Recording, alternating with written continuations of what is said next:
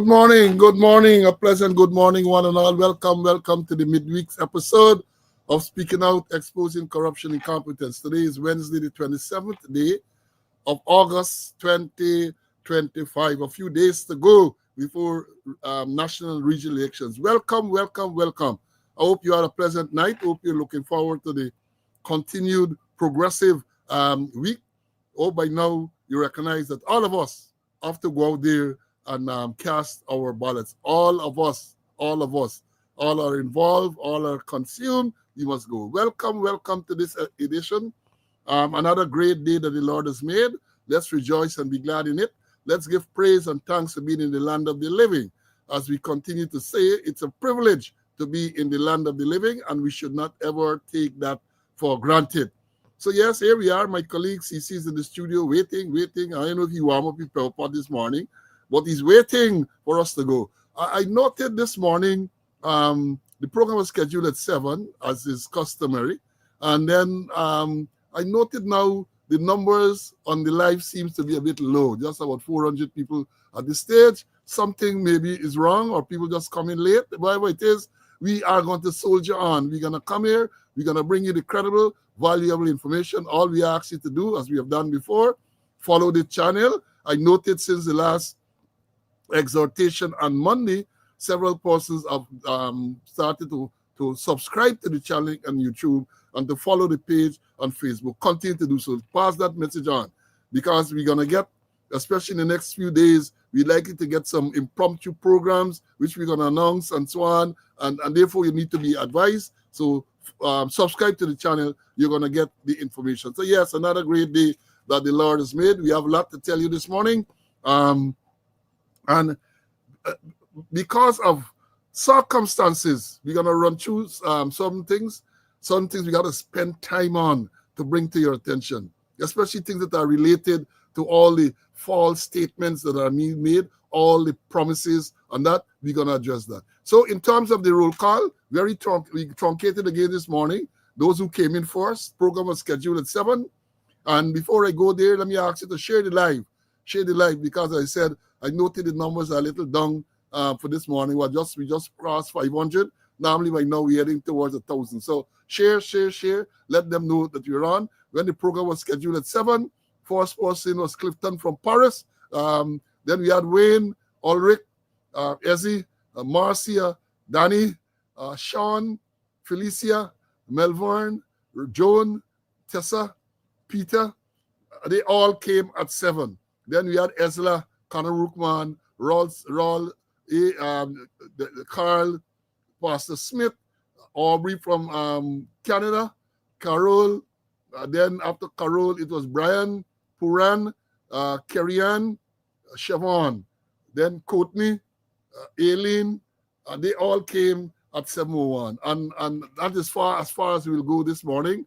For those who people came in very early, we recognize them in the schoolyard. And then when we went and the school doors were open, Edward Charles was there early, followed by Lennox, and then it was Carlton Popo, Commissioner Cole. So yes, welcome. Now for the announcements, the sad ones for us, as you would normally say. I wish to remind you of the funeral of my squad mate, Julian Haynes. 9417 was his police number, and that funeral is tomorrow. Viewing at Sandy's Funeral Home from 10 to 12. Then it's the Diamond 7 Days Adventist Church, 14th Avenue, Diamond, for service from 1. Burial will take place at the Grove Diamond Cemetery. That was by way of information in terms of Julian Haynes. Then we accidents, again, deaths, accidents, accidents. Yesterday, Linden Highway again, 3 dead. This morning, on the Heroes Highway, another death. We're going to talk about that a little later. But again, I want to express condolences to all those persons, the relatives of persons who have passed, relative, friends, colleagues of those persons.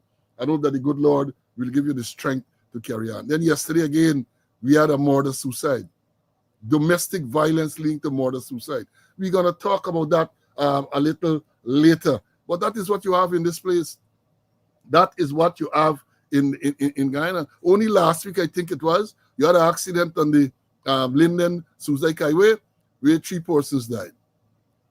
Well, you're right, Kwame. You know, it was an accident or incident because now they make a distinction. People are dying on the road, but because they want to cock the figures, some they call some of them incidents, they call some of them accidents. I guess just against our misadventures and all kind of thing they're saying. But we're gonna analyze. We're gonna talk something a little more about the fatal accidents. We're gonna talk a little bit more too about that murder suicide yesterday and general domestic violence. Let me move on to the happier announcements. Today is the birth anniversary of Carlton Dubisset, old police. I can't remember, 81, 99 or something like that. I think with a Dubisset number. So yes, today is his natal day. Then we have advanced birthday greetings are going out to woman inspector Phoenix, Danette Phoenix. She's observing tomorrow. And then we have Inspector Clarence Jordan. Clarence Jordan used to be in traffic, then he was at TSU. I understand he might be someplace else now. He's celebrating shortly, tomorrow, I think it is. And then we have a former member, athlete, Karen Cort. Remember, Karen was a sprinter back in the early 2000s, I think late 90s. She was a good sprinter. She's celebrating a birthday shortly too. And I want to take this opportunity to, yes, there was an accident this morning at Mokaton. There's the Heroes Highway. Somebody tell me. I want to take this opportunity to congratulate Dr. Toussaint Boyce on being recently appointed as the managing director of Republic Bank. You know, special congratulations to him. He's my countryman. He's from BV. So I got a biggie up. You know, biggie up. Young man, brilliant young man, brilliant. So when they're running around and they're talking about role models and so on and thing and pointing the finger at people, Toussaint Boyce is one of the brilliant black young men in the Dr. Toussaint Boyce, recently appointed managing director of Republic Bank Guyana. So congratulations to him. Congratulations. And I know that's just the beginning. He has far to go. He has far to go. His qualification will take him there. Right? So congratulations to all who celebrated birthdays and to Dr. Toussaint Boyce. Let me bring in Mr. Conway, and then we're going to move on. I'll tell you this morning is Space and Power. CC, welcome. Good morning. Happy to be in the land of the living to do God's work.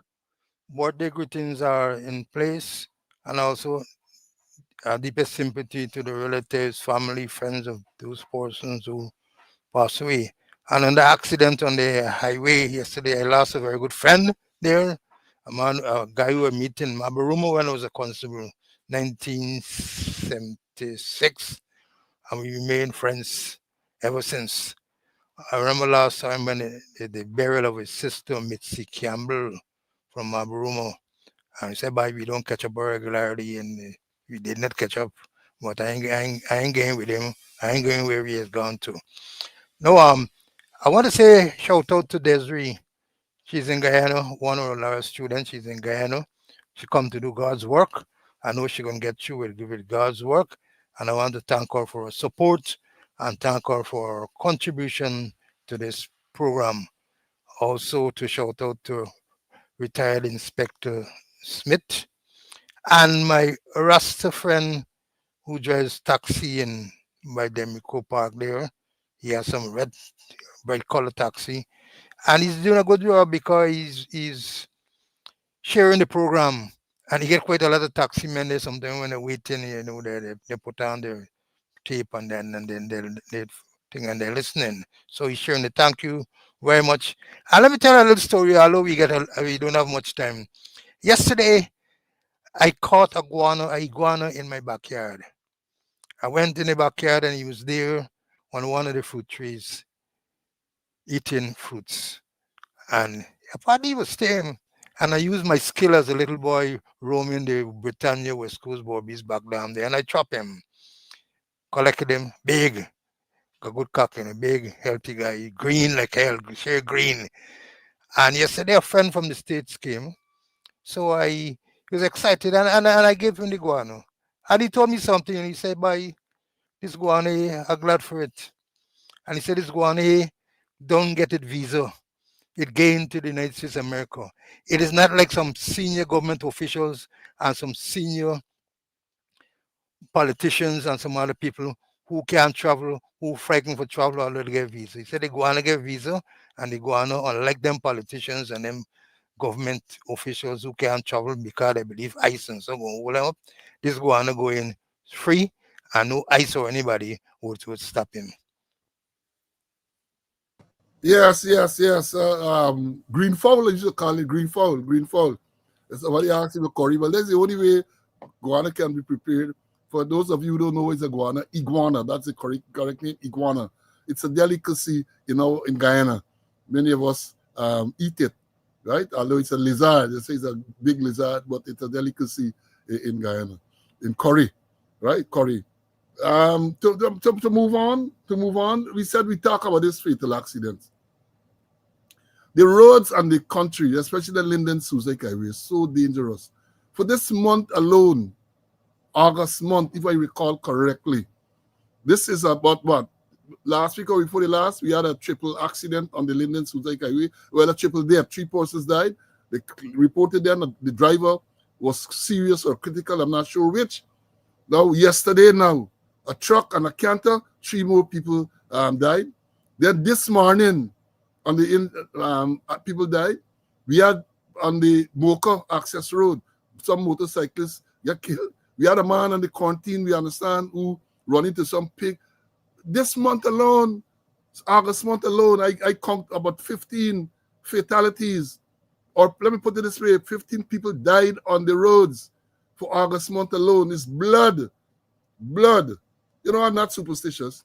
But when these things are happening, a lot of people speculating as to iniquities and OB and that sort of thing. I'm not speculating about that. But something is wrong. Something is wrong. And then the traffic chief and them going to come and tell you all sort of crap. Maybe you can say was carelessness. And then when you read about the accident that occurred yesterday, this vehicle that the canter thing burst into flames and that, the driver of the truck that was involved in the accident, we ain't got the full details to see who might have been at fault. Most times when you have accidents of this nature, maybe both parties must share some of the blame, right? The driver of the truck they are reporting is a foreign national. It's a Spanish speaking. I saw the live video there yesterday, and with him sitting on the road and crying out and so on. And the man could hardly, the man didn't understand English. So I want to know if he had a valid driver's license to be driving a truck in Guyana. You see, all of these things you have to look into. This is a Spanish speaking, I understand. It says a Spanish speaking person driving a truck. According to what they said, this truck was traveling, going from Linden towards Georgetown. And he can't hardly, when the man was trying to communicate with him, the man who was taking out the video, the man didn't understand English. Yeah, so we had 3 died that let them to Simone. So we had 3 that let them. This is 6 now on the Linden Suzik Highway. There's 9-1 this morning, there's 10. And the other others. So it's about 15 fatalities, deaths, 15 deaths for this month alone. And they're going to come with some figure, and they're going to tell you really, because the last time I think they report 70, which is a cock figure. And then they will hear the 70, with all we're talking about, they're going to go down to 60. They got some fancy maths, They got some maths. I remember for a kid and them not to get value. So 83 square miles, Guyana, 83 square miles instead of 83,000. Them not saying no value. But the thing is worrying. And I saw about 2 weeks ago, 2-3 weeks ago, they had this big forum where they're talking about traffic, and the former British High Commissioner, I think is Greg Quinn, he has something to do with it, and they're talking about quick fix. And Conrad, this thing is so disturbing. Every week you have fatalities. And I recall not so long ago, somebody reminded me this morning, when Dennis Stevens was there at traffic, they had a spate of road deaths. And the way they dealt with that is to remove him. Is to remove Dennis Stevens, and they put this guy there now, Mahendra Singh. It looked as though the matter get worse. Because I remember what he came there, he called all the traffic people, all those who were in charge of traffic, and removed them. They said they rotated them, and he instructed them that they must line the roads to prevent speeding. I would like to do a research to find out since then to now how many persons have died. what effect that would have had. They get campaign, part of the campaign, big billboard, respect the road, with a photograph of Ikin. He wasn't commissioned then. Big billboard. And I asked the question, how would that reduce, what effect a billboard with the commissioner picture? That is how they decide they're going to deal with it. Well, I saw one at West Demerara in the Windsor Forest area, and then one used to be by the Kitty roundabout there. That is what these people are clueless. Then you're going to hear the Attorney General come and Robeson. Can't remember Robeson, a way of dealing with this thing is to tweak the law to allow for certain people to have sirens. And then Nandela can tell you, oh, we changed the law, so now we have motor manslaughter. How many? This over a year ago, if my memory serves me correct. How many persons have been charged for motor manslaughter? Remember one, the guy who killed the policewoman in front of the Bedford-Walkton police station. And my information is that shortly thereafter, they reverted to the causing death by dangerous driving with that charge against them. Are we in here nothing? We are not hearing anything more. They are clueless, but we get an opportunity on Monday just a few days ago to change them, to get rid of them because they don't know what to do. And don't tell me that they are not to be blamed because I see the sycophants and come and just comment, oh, you're on blame. Government has to be blamed. Government has a responsibility to put measures and systems in place to mitigate against all of those things. And they're not doing anything that makes sense. You're hearing they get forum, they're going to talk about this, talk about that. I said before, and they can go back and look at the programs because I know they listen. This thing requires a comprehensive overview. I think that tweeting the lie, that look, they're going to say body cameras will reduce accidents. I know body cameras going to reduce 5,000 body cameras. They told us about the electronic ticketing system and so on. What impact, if any, those measures have had? What? Because by now you had enough time to assess whether this thing has made a positive impact. And to tell the public, I have said, somebody asked me, what is the solution, Ricky? If you are a regular on this program, you're going to hear every time we just tell them what is the solution to the problem. And let me repeat, and let me remind, because we come on this program and we give you solutions based on experience. So part of the thing is that you have to create a Department of Motor Vehicles, DOT, Department of Transportation, and review every aspect, how people get their license, the engineering aspect, the enforcement aspect. Every aspect has to be interviewed because a big part of the problem is that people getting their license illegally. I asked the question again, this Spanish man that got involved in this accident yesterday, check to see how he acquired a license. Check to see whether he got the license in the first instance. Look, you had the accident before on the Linden Suzaika Highway just about 2 weeks ago. The driver, they said, was unlicensed. He had no license. We had one at Suzaik too, with a truck, a 21-year-old unlicensed driver on the truck killing people. So you're asking, what is the solution? The solutions are there. We have made recommendations repeatedly on this program. Repeatedly. Look, there's a crisis situation in Guyana when it comes to road traffic, a crisis situation. I have had the privilege of driving in several countries around the Caribbean and elsewhere. And nothing is as frightening as it relates to driving like what happened in Guyana. Nothing as frightening as that. People have said to me, no way they're driving in Guyana. No way they're driving in Guyana. Because like there's no rule of the road in Guyana. That is what you have. So maybe you're a new student, Ricky. This is not meant to run you down or that, but just so I like, we have been saying it repeatedly because I told them that I had the good fortune of being the traffic chief of Guyana on two separate occasions. And therefore I have some experience. And I've been trying to highlight, look, it's every aspect of the road gotta be, every aspect. How people get a license. I talk about the fitness of motor vehicles. You have an old-time system where a policeman who is a licensed and certified officer, you turn up and you come with a clipboard, tell you put on the light, check your wiper, check the tire, and you get fitness. Many times this person is not trained in mechanics and so on to give a proper and thorough examination. We say all that you have to do. Because when you investigate the accident, don't just investigate the collision. investigate the state of the vehicle, investigate how the person got their license and all of that, and that will tell a story. You get animals roaming on the road. You get builders' waste, people dumping sand in the middle of the road.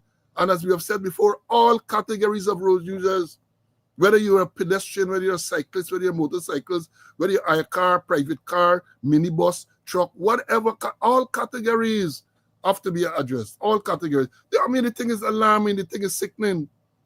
The thing is sickening every week.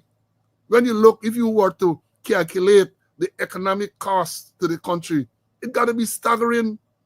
Loss of manpower, and a lot of people in a young age getting killed on the road. A lot of young motorcyclists and all this type of thing. People, young people dying, young people, and that and human. The people supposed to be your most precious resource, and nothing is being done because of incompetence. I say because they had enough time to put measures in place, correct measures, and by now we should have been reaping the fruits, the benefits of those measures. But nothing,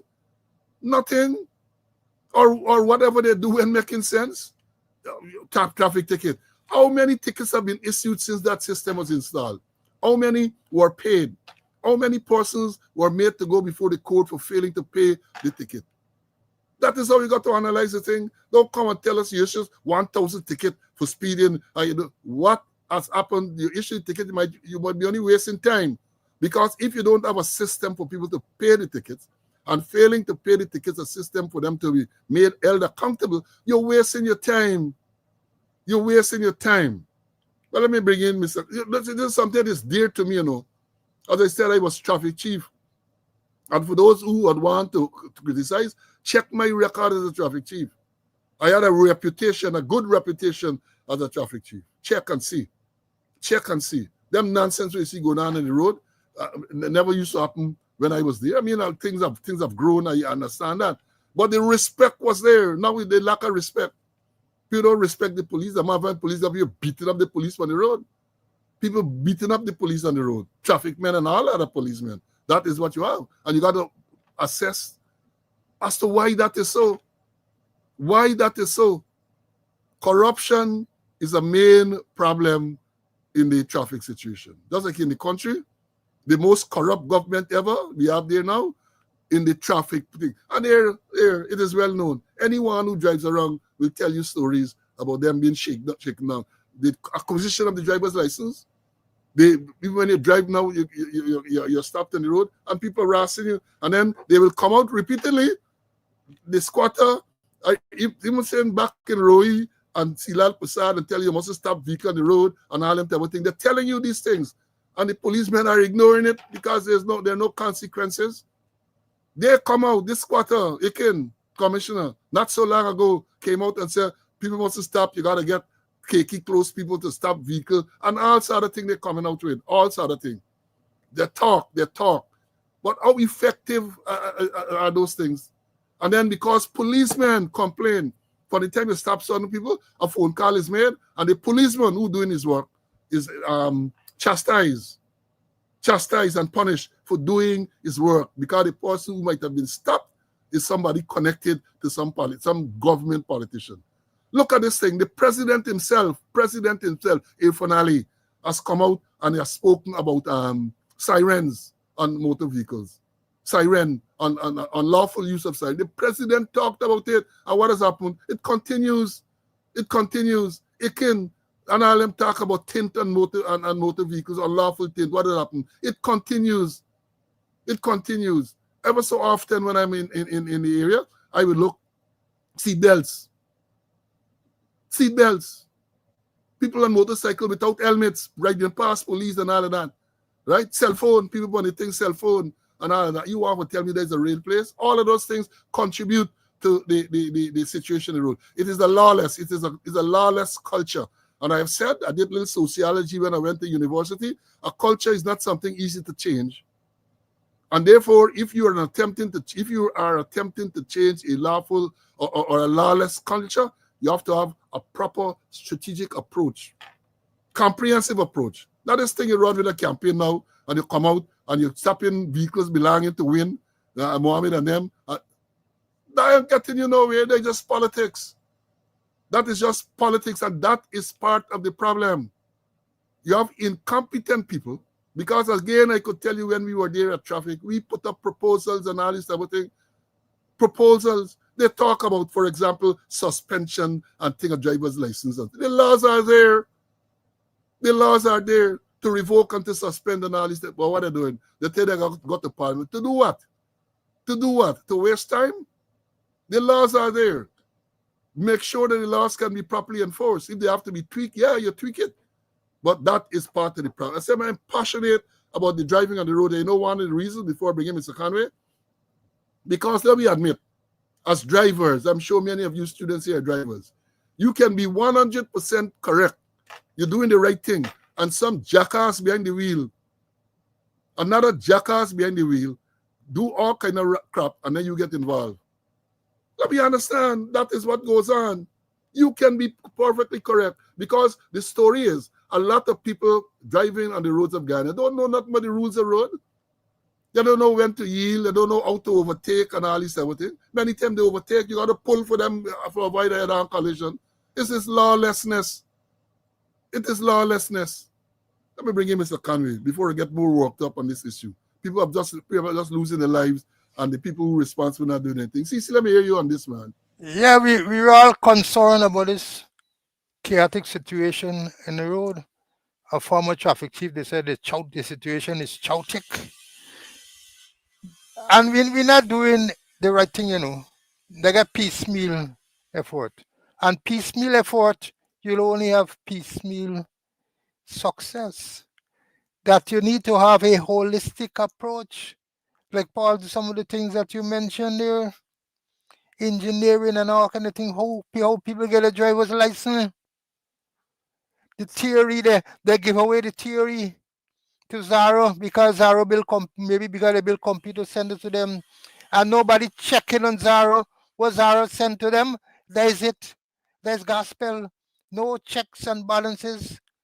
Huh? They know there's something that's called computer fraud, but no Zaro thing. And then when you look at the practical examinations, you watch.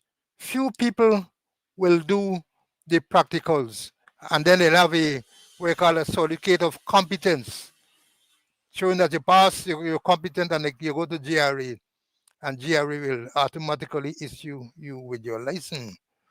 But watch, few people you will see doing the practical, but when you go GRE full up with people with the competence. Where they get the competence from?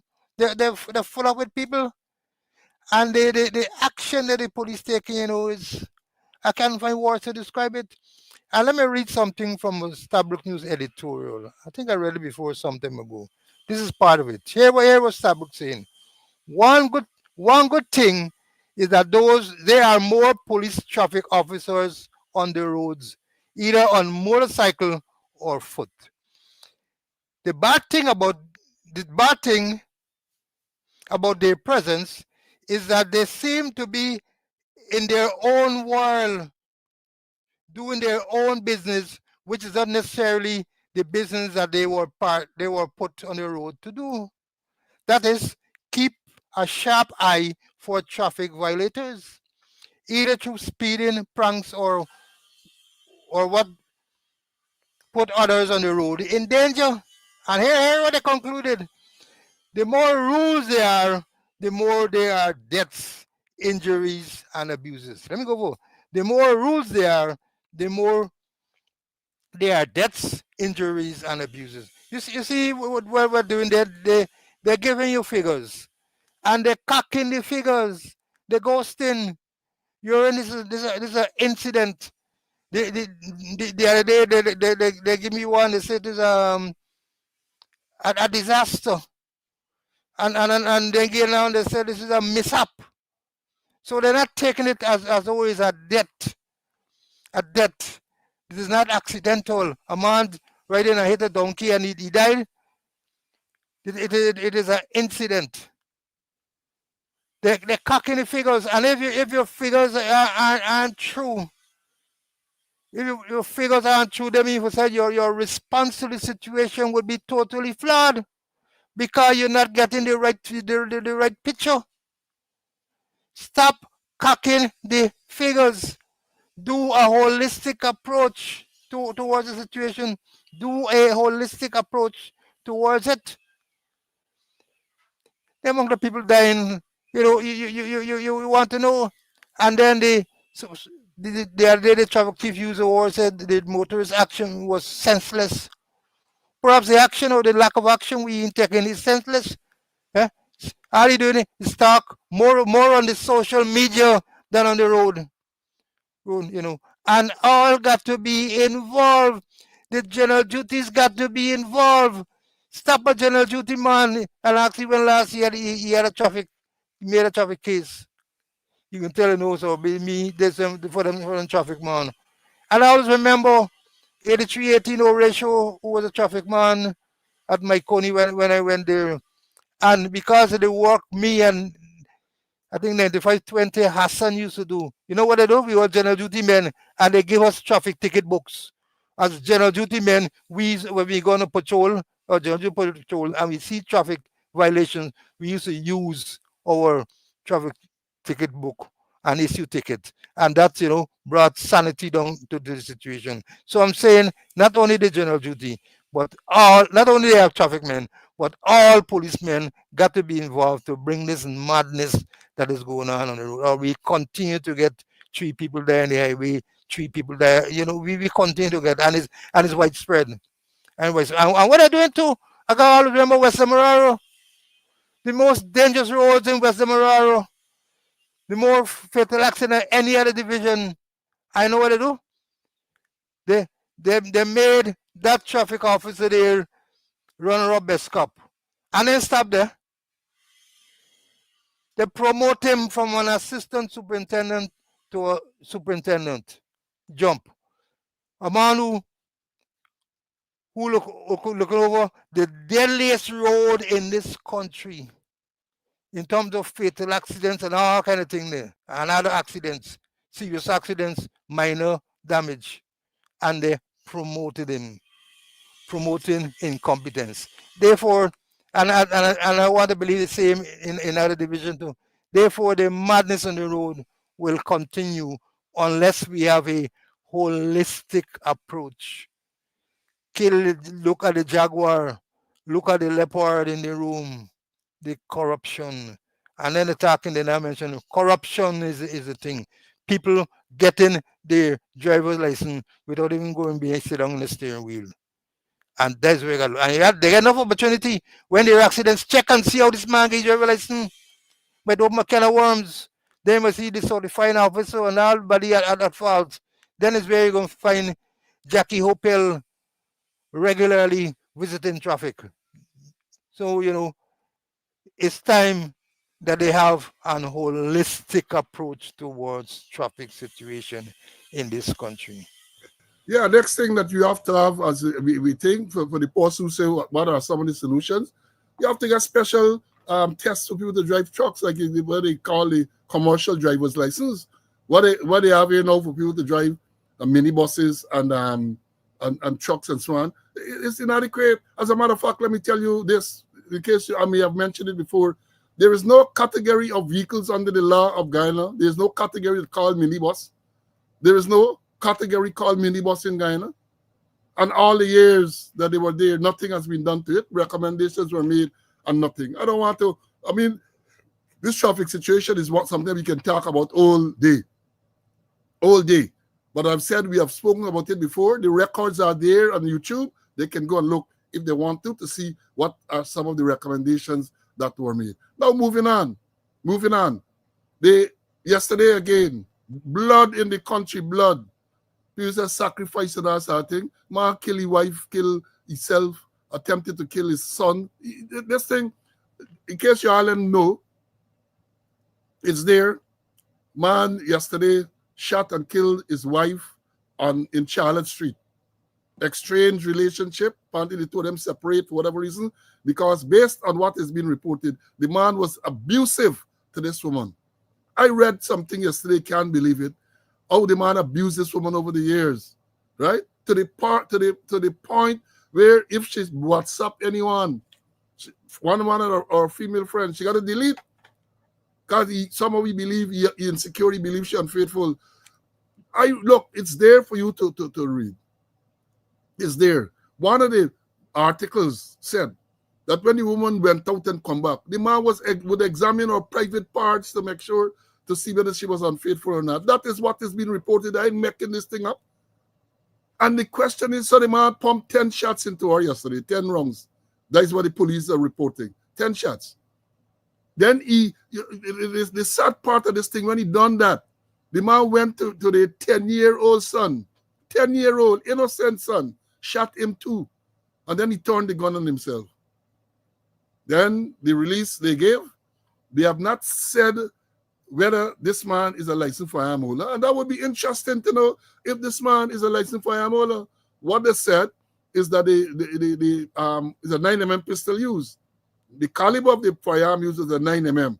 I saw the picture with the pistol lying there alongside the man. Is he a licensed firearm owner? Right? He is what? They say he is 32 years old. The woman who was killed, no, not sorry, this is the wrong thing I'm looking at. But I'm not sure what is his age. It's there in the in the thing. It is there. But licensed firearm, 9mm pistol, well, not licensed. We don't know if it's licensed. We don't know if it's unlawful. Either way, too many guns in the tongue. Either way, too many guns in the tongue. And we're hearing from people that this man was in the habit, or at least on a previous occasion, he went there, he fired rounds and all that, and report made to the police. That is what they said. That is what they've said. He was 36 years old. Thanks. He got firearm. I think he's a driver. They say he's driving. And he get firearm.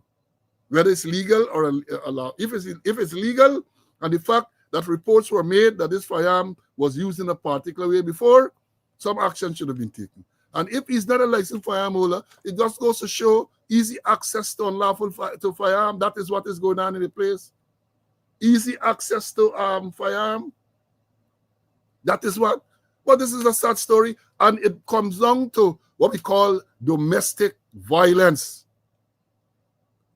So prevalent in the country. I know I was outraged, I must say, about 2 or 3 weeks ago, when none other than Jagdeo at one of the press conferences talking about need to do something about domestic violence. A man who himself was accused by his wife. And what she said? She made the point. She said that she spoke out in 2009 about what she called institutionalized high-tech domestic violence. She spoke on the fears and insecurities living in a country where our oppressors at his hand, or oppressor at his hand in every facet of day-to-day life and function in this country. And she outlined what Jagdeo she alleged him of doing back in 2009. And he sat there and talked about domestic violence when he is accused of high-tech domestic violence against his wife, locking she out of the room. She said she had to, when she locked out a state house, she's left to the mercies of the mosquitoes. Mercies of the mosquitoes. And I know people who work there, policemen who work, and they would tell you the stories, how they used to be sorry for her. She used to have to pray for morning to come, to try to get a little shower and go where after she go. And he telling people about domestic violence. Domestic violence, this man, look, Amir Khan, not so long ago, his wife accused him of assaulting her, take something and he struck her. She went to Brigdam police station. What did the police do? The police tell she got the medical and transfer the matter to Providence because they didn't live, without taking any proper action. And what has happened to him? What has happened to him? As far as I'm aware, nothing came out of that. Nothing. And therefore, this is an escalation. You had not so long ago, don't forget, the man at who shot and killed his wife, Marlon De Silva, at Diamond. 12 rounds he pumped into her. 12 rounds. 12 rounds. He shoot into she. Kill her. As he contributes, he killed she dead. Right? Kill she. So this is not an isolated incident. And as we have said repeatedly, too many guns in the tongue. Everybody get gun. So security guard get gun, they're shooting people. Private citizens get gun, they're shooting you. People get unlawful gun, they're shooting. That is what is going on in the place. Amir Ahmad, yes. If I said anything else, my apologies. Amir Ahmad, the man from Sheriff Security. His wife went to Bigdam and made a report. And we commented on it because the action that the police took was not the correct police action. Because as far as we were aware, they didn't even take a statement from her. They never escorted her to get medical attention, even though there were visible signs of injuries. Right? Kenisha Vaughn, yeah, the woman shot 12 times, and that is what you have. So it's sad again. Condolences to the people who perished yesterday and this morning, the relatives of those persons, and the murder suicide. And read the story because we don't have time to go into it in detail here, because some people are accusing the mother of the shooter of encouraging him with his behavior. Encouraging him with his behavior. Right? And I understand from a source that the man went there with a GUI vehicle, GUI vehicle, when they have functions and so on, the government would hire vehicles and they put on the plate GUI, right? I understand that one of the vehicle that he went to this place with to kill this woman in Charlotte Street was a guy vehicle. I don't know who are the people he transporting, whether it's observers or whatever. That's what you have. That is what you have in the place. And it is sad because I say it is not an isolated incident, right? It is not a isolated incident. CC, let me hear you on this. Yeah, I know this domestic violence, the police has got to play a role, Ministry of Social Services. And this thing, I remember years ago, when I was in training there, I was in charge of training, but I was in training. And Tessa will tell you, they had a woman named, I think it was Dr. Murphy, from a Canadian person. She came and she did some research in terms of, in the time they used to call it spousal abuse, not domestic violence, spousal abuse. And then when she discovered, hey, this is not spousal abuse, this involves children and parents and a whole set of people. And we had funding and we did some extensive training at all levels for the officers, the inspector, the sub officers, the constable at all levels. Each division had domestic violence section there. And that domestic violence was when we went to meeting, senior management meeting, we had to discuss domestic violence part of it, how many cases you have, the position with the cases, and a whole set of other things there, where police had to get a hands-on approach. And we had a lot of SOPs, proper SOPs there to tell you how to deal with domestic violence. But some people I know is who put things in place that they don't have any domestic violence policy in the police force anymore. That those SOPs I know where they're there. But if they go back to them, the police may be able to do a good work, an excellent work. Not like when sheriff boss wife gonna make complaint against you and they might take no action. It calls about taking action, taking affirmative action to prevent this situation. But no, police not trained to handle domestic violence issues. So when people come and make report, they do all kind of thing. And they say, hey, go along to the hospital. Oh, the police are going to reach him on and talk to him instead of taking affirmative action.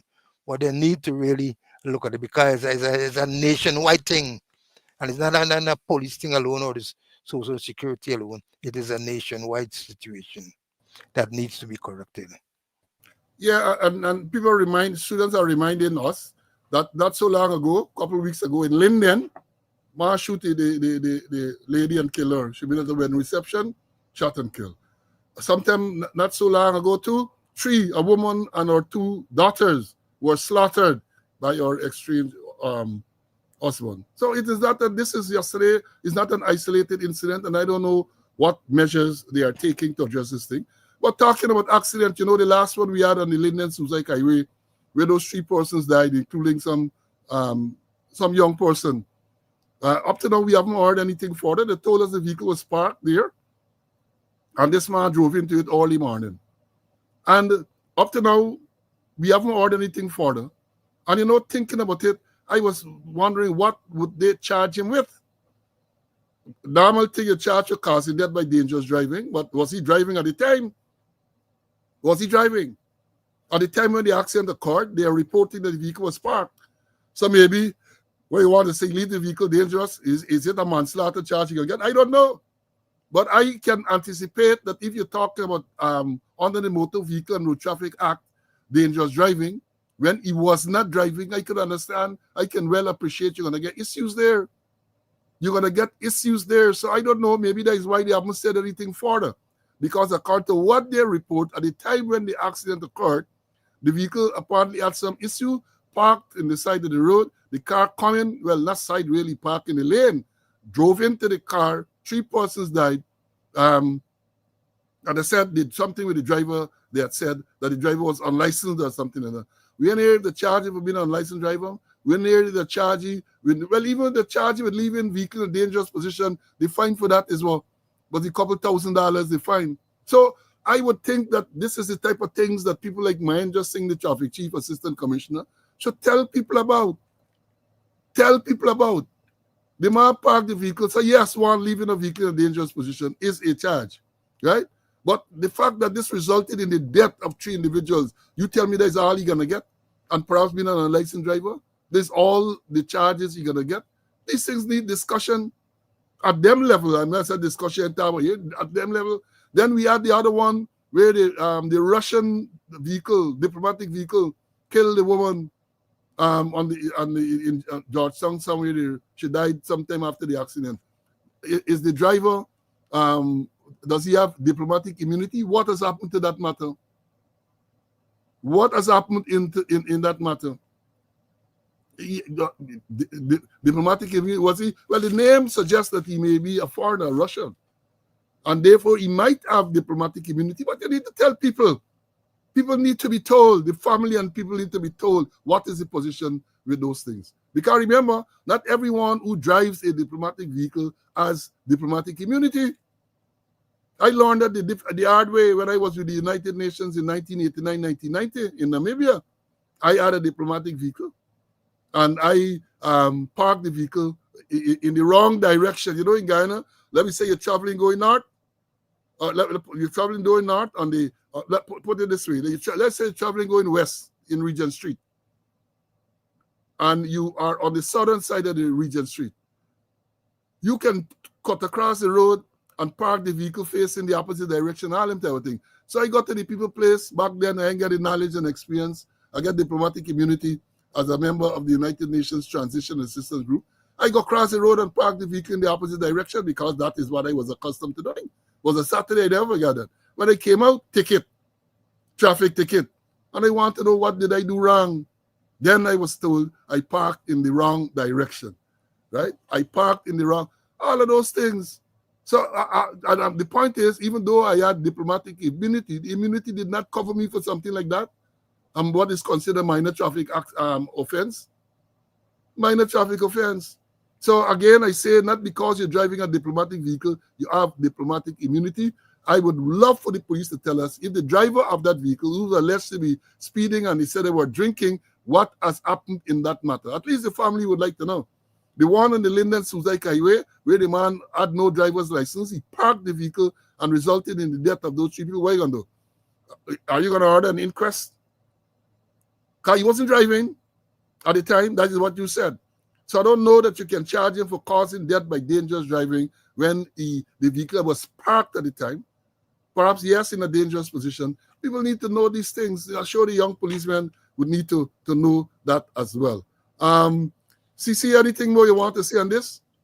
Just briefly, talking about leaving vehicle in dangerous position. And just one, I like to quote the law.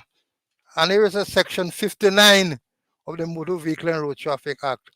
If any person in charge of a vehicle causes or permits a vehicle or any trailer drawn thereby to remain rest on any road in such a position or in such condition or in such circumstances as to be likely to cause danger or obstruction to other persons using the road, he shall be guilty of an offense.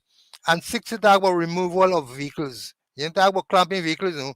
It shall be the duty of the owner, driver, or other person in control or in charge of any vehicle when the vehicle has broken down on a road in such circumstances that the defects cannot be remedied within a reasonable time, or the presence of the vehicle is likely unnecessary to obstruct or cause danger to other person using the road, or B, when required to do so by a member of the police force on the ground that the vehicle has been permitted to remain on rest on the road in contravention of any statutory provision or restriction, or in such a position, in such conditions, or in such circumstances as to be likely to cause danger to other persons using the road, to remove or take all reasonable steps to secure the removal of such vehicle as soon as practicable.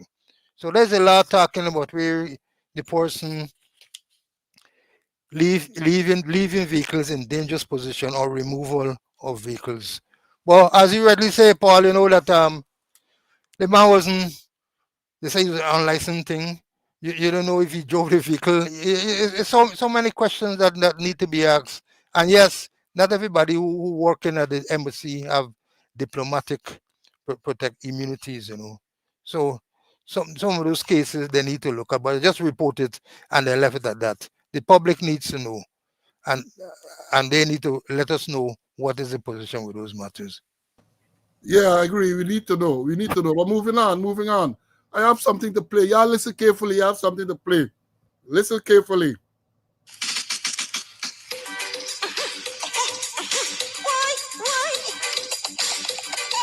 Granny, here's what happened.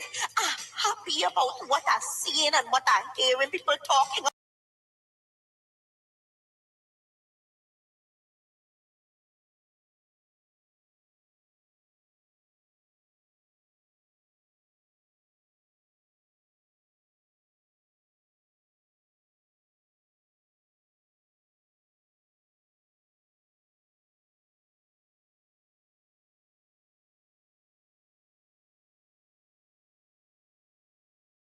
It's sounding lovely.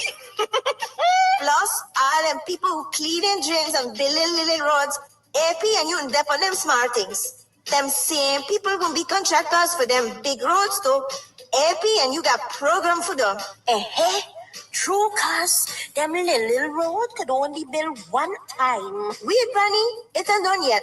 AP and you giving significant salary increase and more benefits allowance for public servants. Plus, hear this, AP and you giving 200,000 in the first 30 to 60 days in office to everybody 18 years and over. Well, yes, them could call elections right now. I'm ready for vote for them. Granny, it ain't done yet. I was trying to play something, but I guess the platform blocked the audio from being played. So it's something I was playing, students. It's not that anything happened to me. I was playing something off the phone, but it was appear that the platform has blocked it. So let's move on. Now on Friday, the crime chief was asked some questions. I'm going to play the video for you to see, and then I'm going to make an analysis. He was asked some questions by the journalist after he voted, and the police officers messed there. Listen to him. Listen to the crime chief carefully. Crime chief, this morning. Good morning. Some updates, if you wish. This investigation into this jockey's death. Any update on that? The Criminal Investigation Department is not investigating the matter. I'd advise you to speak with the commander for that division. Okay. But why in relation to an update. Could you explain why not? Yeah, I mean, for the average member of the public, why it's not really investigated? Do you have any idea why we should investigate it? I don't know. I'm asking you. You're the police officer. No, the matter is being treated as an incident. As an incident. Sorry. And sir, what's the latest with respect to the investigation into Mr. Saw's alleged involvement in narco trafficking after he was sanctioned by the United States? That question should be posed to the Commissioner of Police. Well, we tried this morning and he didn't answer. Yes. I'm not in a position to say anything about Mr. Saw and any investigation. Is it the criminal investigation? That any matter or any allegation that is made against a police rank, that allegation has to be investigated by the Office of Professional Responsibility, not the Criminal Investigation Department. And the Commissioner of Police, he has direct command and control over the Office of Professional Responsibility. And given the officer's rank, would it also have to be the subject of some sort of investigation by the Police Service Commission? Definitely. But in Mrs. Saw's case, as I mentioned, the Commissioner of Police, he has full autonomy and authority to direct that an investigation be initiated against Mrs. Saw. That's what I'm saying, that question should be posed to him. Is there any interest in any of the other persons listed with Mr. Shaw? Any other interest by the police? You're speaking about the sanctions, those persons who were sanctions. That question should be posed to the head of the Special Organized Crime Unit. Anything pertaining to financial crimes, the Special Organized Crime Unit is mandated to investigate. Any update on the Fagundes murder investigation? That matter is still under investigation. Are you looking for anybody or bodies in particular at this time? At this point in time, I do not want to state anything publicly pertaining to the investigation. I do not intend to compromise the investigation. Sir, outside of that, is the Ghana Police Force prepared for any eventualities on September 1? Definitely. As Commissioner mentioned, the Ghana Police Force will continue to execute its mandate, which includes but not limited to the prevention and detection of crime, preservation of the peace, maintenance of law and order, the list goes on. The Ghana Police Force has been working assiduously with other members of the joint services in preparation for election, pre and post elections. Mr. Chief, any update on Joshua David? Joshua David investigation is still ongoing also. Any dates, I do not want to get into any details. You notice you cast your ballot. How did it go?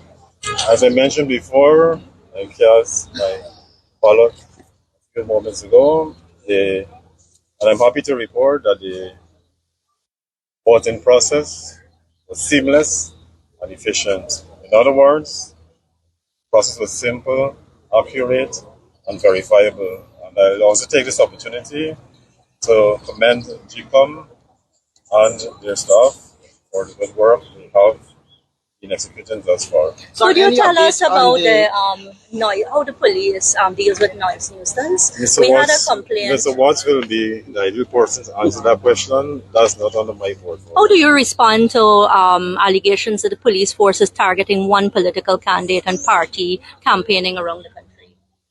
I do not want to answer that question. Is it true? For many reasons. Is it true?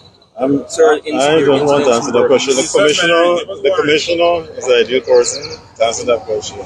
But the police commissioner Or wherever the incident occurred, you can speak with the commander. They don't speak to the press. The police commissioner does not tell the press briefing. He is not answering any questions outside of today's event, and that's largely his position. So any update on the GCOM's investigation with respect to the fraud at That investigation is still ongoing. Anybody has been arrested, questioned? We have questioned one individual thus far. Just over at GDF, one of the commissioners just said that we have a problem with the red ties on the trainees.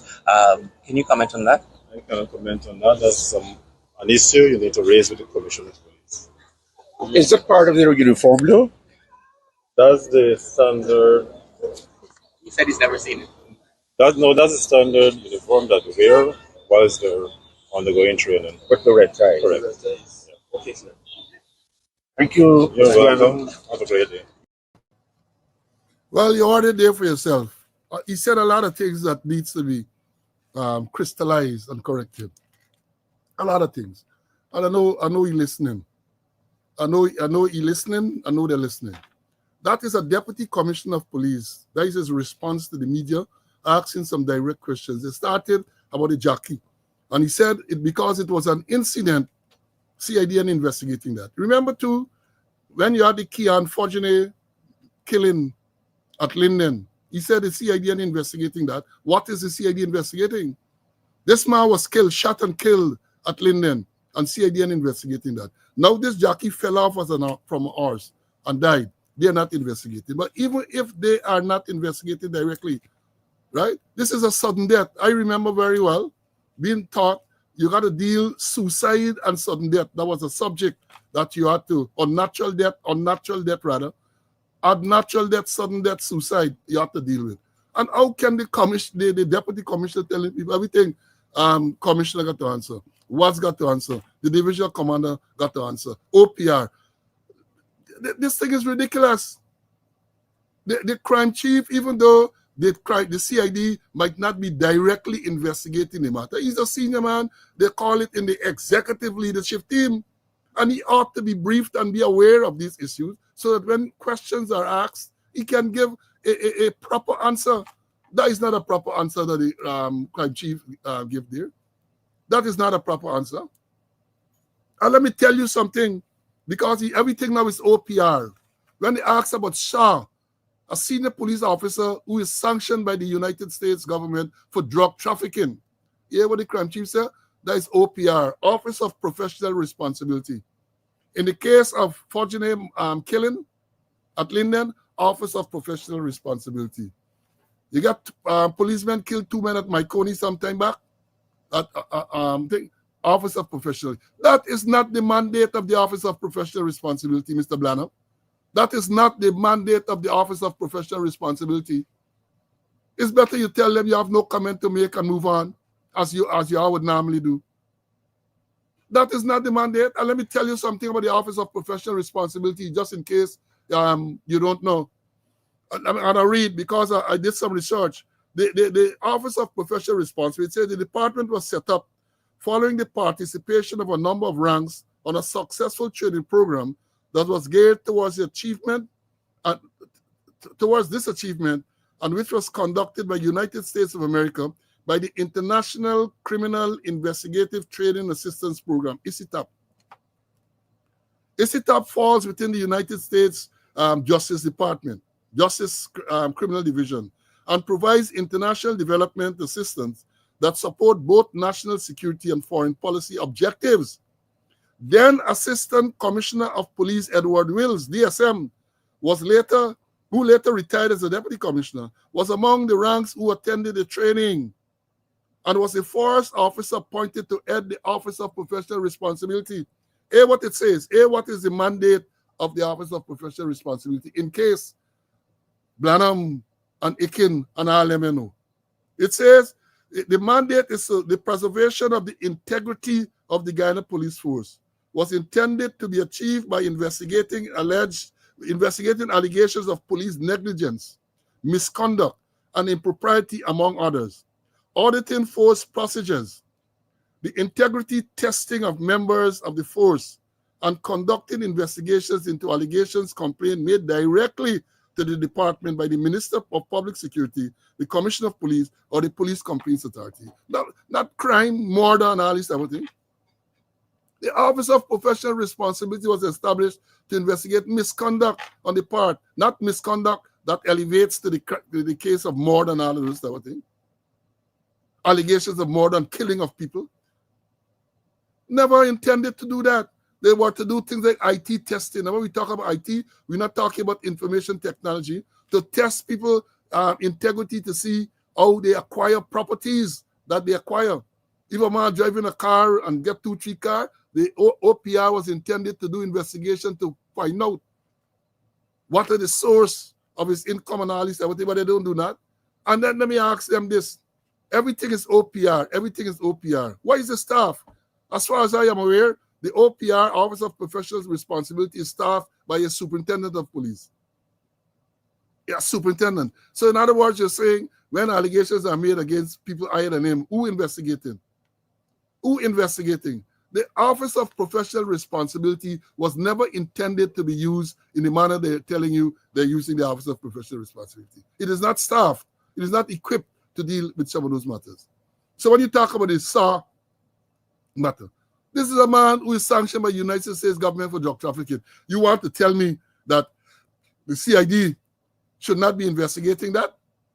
That is what you want to tell me? Because the tentacles are still there.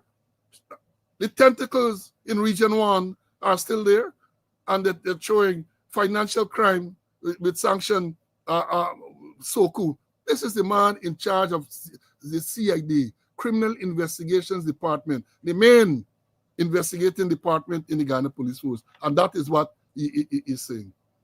That is what he's telling people. You know, and it is sad. It is sad because I remember the setting up of OPR. A woman by the name of Linda Lewis. I never forget it. She came. Larry Lewis was the commissioner at the time. And I think it said here that Office of Professional Responsibility was set up somewhere in 1999 or something like that. Right? I think it was 1999. It was set up. Is it up? Came. Linda Lewis.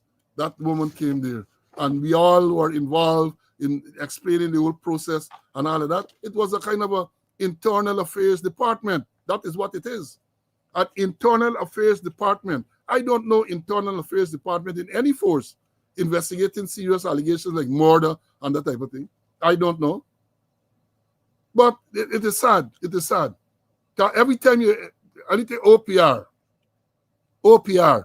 And what is even more sad is that once you hear OPR investigating, you don't hear anything further. You never hear what is the conclusion of the report. And I know that many of those matters, they send it to the Director of Public Prosecutions for legal advice. Some cases, criminal charges are recommended. In many cases, departmental action is recommended to be taken against the errant ranks. And nothing happens. Let them challenge me. Nothing happens. And you know why? Because many of the people don't know how to operate the Police Discipline Act, Chapter 17:01. So even if they got to the point to set a charge in, the thing break down, no proper inquiry, nothing at all. Check the thing and see. Those are some of the things that Ikin and them should be doing. They got special project unit and all them things. They should be looking at that, checking the records, following up to see recommendation made, report made. And you know the sad part, and before I bring him Mr. Conway, when Larry Lewis, when this agency was set up, Larry Lewis was commissioner, right? I was commander of some division at the time. And at every senior management meeting, you have to report, you have to update the commissioner and the senior officers and these complaints. How the complaints were treated. What was the stage of the investigation? All of that had to be done. But all of a sudden, nothing happened. And that is why many of the policemen behave in the manner in which they behave. There's no accountability. They're not held accountable for their actions. That is what, again, Blanham, I'm not disappointed because Blanham went an inquiry that I conducted into the plan to kill President Granger, and he said that the allegation was inherently, what the UCC, inherently unreliable or something like that. CC, remember the phrase? CC, what was the phrase he said? But I try to remember, but I know the first one was inherently incredible or something like that. Yeah. That is what he said. A plot that emerged, that someone turn up and say, look, he got somebody paying me for kill Granger. And the crime chief told the inquiry that as far as he's concerned, the allegation was inherently incredible. That is what he said.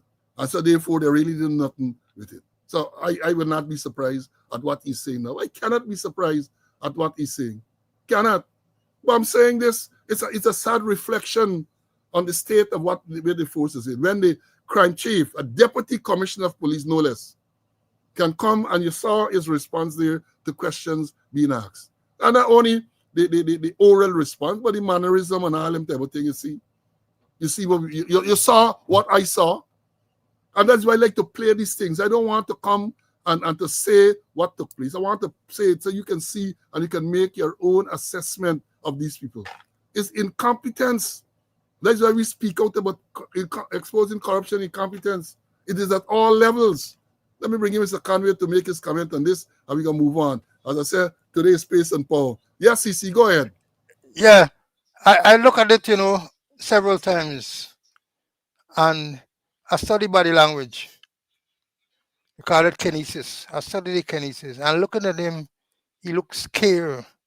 He looked confused. Look at the mannerism, and he looked maybe remember like when Young was interviewing Bara Jagdeo. The same the body language, telling you a story, and maybe he's a good defector. He defecting everything, edging anything to the commissioner, to the commander, to what, to everybody. He is the damn crime chief, and he must get knowledge. He must know. He must be able to speak, or you tell me that they don't talk. I know here the one on East Coast used to write a lot of letters and used to talk, but these here and what don't talk. Here the commanders don't talk. They don't report to him as the deputy commissioner, and everything is OPR. OPR. He said all OPR is for all when reports are made is OPR. You gotta be careful, because when reports are made, you look at them two ways. Is this criminal, or this come under the Police Discipline Act? And you gotta decide which way you're going, Billy. Am I treating this criminally, or am I looking at departmentally under the Police Discipline Act? And depends on which way you're going, they got sort of rank structure. Because if you're going to look at it under the Police Discipline Act, the thing say that every alleged commission of a breach of discipline, this section 5.1, shall be investigated as soon as practicable by a member of the force not below the rank of a sergeant and of a higher rank than the rank who is alleged to have committed the offense. Complaints made, OPR decided to investigate. The OPL whereby is a superintendent. The next man after is an inspector. If you're going under the Police Discipline Act, a superintendent can investigate a superintendent. He could investigate from deputy soup, assistant soup along the line. But he can't investigate a deputy soup. He can't investigate a soup, a senior soup, or assistant commissioner. No way. And if it's criminally, we say, well, criminal and get wrong, but yet still they get some professional ethics. That a man lower rank than you is supposed to investigate you. All is not written in law. We talk about professional ethics. Or a man same ranking, you can investigate me criminally. It shouldn't happen. So the OPR just messing up things. Everything is OPR. And I remember I sit up in the National Criminal Investigation Training Assistance Program, where the Department of Justice in the United States put aside a set of money to deal with Caribbean police officers. Yes, Paul, I remember Linda Lewis, very wonderful woman. I interacted with her on several times. I was on the training program that they run in terms of setting up of the OPR. And even the OPR, should be headed by at least an assistant commissioner of police. We had Edward Wales, Suton Deputy Commissioner. We had Mohammed Jamir. He retired as Deputy Commissioner. I think when he come back there, and a funny story, he used to sign as M. Jamir, DC, Deputy Commissioner. And then Felix Ade as Commissioner in the Royal Madness Sachs. Oh, Jamir signing as DC. Who make Jamir DC? Who make Jamir an officer? And then Jamir starts saying M. Jamir, full stop. And later on, I think when we became members of the police service commercial, we say, hey, Jamir is not no police. Nobody appointed Jamir as a police officer, and he quietly stepped down. But the thing is that with this OPR, they got to be careful with OPR. OPR, if they're dealing with this very matter, the head there can't deal with a superintendent upwards. No, and don't tell me superintendent upwards don't commit offense. The act is clear. Every alleged commission of a breach of discipline shall be investigated as soon as practicable by a member of the force not below the rank of a sergeant and of a higher rank than the rank who is alleged to have committed the offense. And CID has got to investigate these serious matters. Imagine a man die and the head of the CID say it is an incident. Perhaps he and the traffic officer in the same boat. Incident. Eh? This is the death of a human being, and you got to investigate the death of a human being. Whether it is a suicide, whether it's a homicide, whether it's accidental, whether it's natural, whether it's undisclosed. The death of a human being you investigating, and there's where CID has got to come into play. And I read an extract from my manual that I got from the FBI, Managing Death and Investigation. It's a couple thousand pages, I think 2,000 something page. And here what it says, no greater honor will ever be bestowed on an officer or a more profound duty on him than when he is entrusted with the investigation of the death of a human being. It is his duty to find the facts, regardless of color or creed, without prejudice, and let no power nor art deter him from presenting those facts to the court without regards to personality.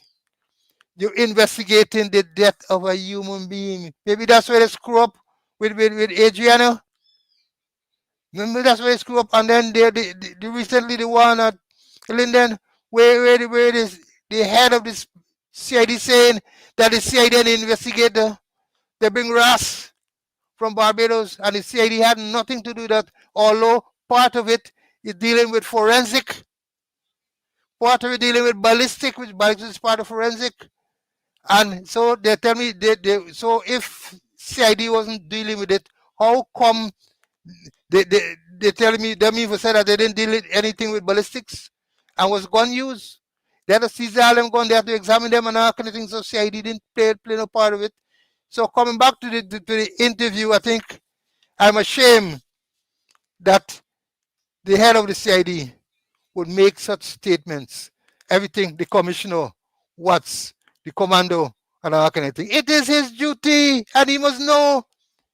And if he know he competent, and then OPR got to, in the present state that they should scrap OPR, reform OPR. OPR has got to be headed, at least I say, an assistant commissioner, because senior superintendent committing offense, and the present OPR does not have the power to conduct investigation under the Police Discipline Act. Section 5.1 of the Act has debarred him from investigating people who are below him or on the same level with him.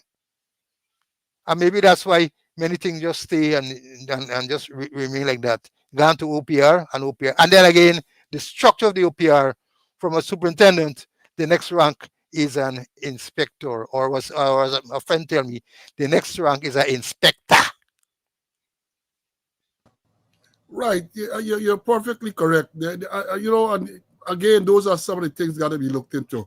And I would hope that when September 1 come and Monday come in there, right, those things will be going to be addressed. Got to get rid of these incompetent people, man. We have to get rid of them so that we can put proper structures in place. And just one little thing, you said Jamir, but Jamir was there at one stage, but the person who you are referring to at the end was Makanlal, retired Assistant Commissioner Makanlal Miskwadi, because he was there as a civilian and say he investigating police officers. And I remember I met with the police, as the chairman of the police service, I met with them, I tell them, look, let's follow the Constitution. Constitution is clear that is only from inspector to assistant commissioner. They can only be disciplined by the Police Service Commission. And don't tell me Makanlal from OPR investigating inspectors to assistant commissioner without being permitted to do so by the Police Service Commission. I clamped down on that. I clamp down, you must ask Watts, because Watts complained, some constable or something sent message to report to OPR. I said, no, it's nonsense. Or as the man would say, it's nonsense. So yeah, we got to get these things straight, you know. You have to make sure that proper systems are in place. You got to make sure that those systems are followed. And when you have a crime chief, deputy commissioner of police, tell you that nonsense, right? How can you have confidence that things are going to be done properly? People are killed, you get murder. Well, don't let me call it murder. People look, the two men who were killed and Maikoni, OPR investigated. They have no mandate to do so. None. The Fortuné killing at Linden, OPR, CID said they have been investigating. Them thing there. You had the murder where the police are not getting 25 years. Who investigated that? And somebody asked a very important question. If it is, as Blanham says, that once it's police, OPR got to investigate, who investigate and charge Brutus? Who investigate and charge Brutus? We were led to believe that that was Soku, but based on what he's saying, that should have been OPR too. What you see is confusion. Confusion is incompetence.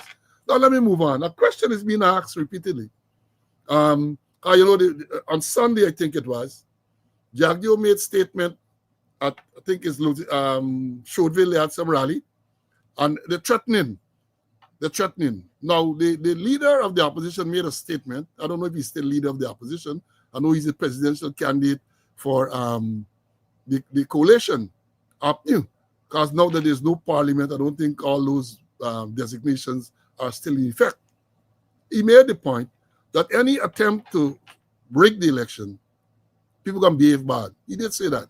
I heard that myself. And then Jagdeo, they're now picking up on that. They say the thing there that any bad behavior, the police and the soldiers will deal with it and so on. What said so yesterday too as well. Ikin said so in a statement he made. I saw it, part of it this morning statement. Let me tell you this. Let me tell them this. Maybe they don't read the tea leaves. Let me remind you all, following the postmortem result of Adriana Young's death, the police came out and they shoot up. They acted, in many cases, inappropriately. Private security come out and they shooting and all this everything when there was no need to shoot. For example, at the public hospital, Johnson Public Hospital Corporation, they wanted to clear the compound, and rather than trying to get people out, they just turn up and shooting people in the hospital compound. We all saw that. And then what happened? We heard from the U.S. ambassador that they were providing assistance to the police to deal with demonstrations and so on. And then we saw people from the Miami-Dade Sheriff Department came to Guyana. They conducted some training session. Let me show you one of the pictures. This is one of the pictures. This looked at the police sports club. This is a gentleman from the Miami-Dade police, and these are policemen with leg guard, arm guard, button, shield, and so on. This is the training that they would have undergone, auspices of the U.S. and the Miami-Dade Sheriff Department. Now, let me say this. I hope they're not so dunce not to recognize that maybe this is the U.S. way of telling them that the manner in which they dealt with those protesters is not the correct manner. They're going to come out, diplomacy, they're going to tell you how to walk around. But what they did, they provided training to the police. They provided training to the police. And my interpretation of that is that the U.S. is telling them that the manner in which they dealt with the protesters, because it's how they dealt with the protesters caused the thing to escalate. This is the U.S. way of telling them that the manner in which they dealt with the protesters, I think it was on the 28th of April, is not the correct way. So we came and we provide you with training. We came and we provided you with training.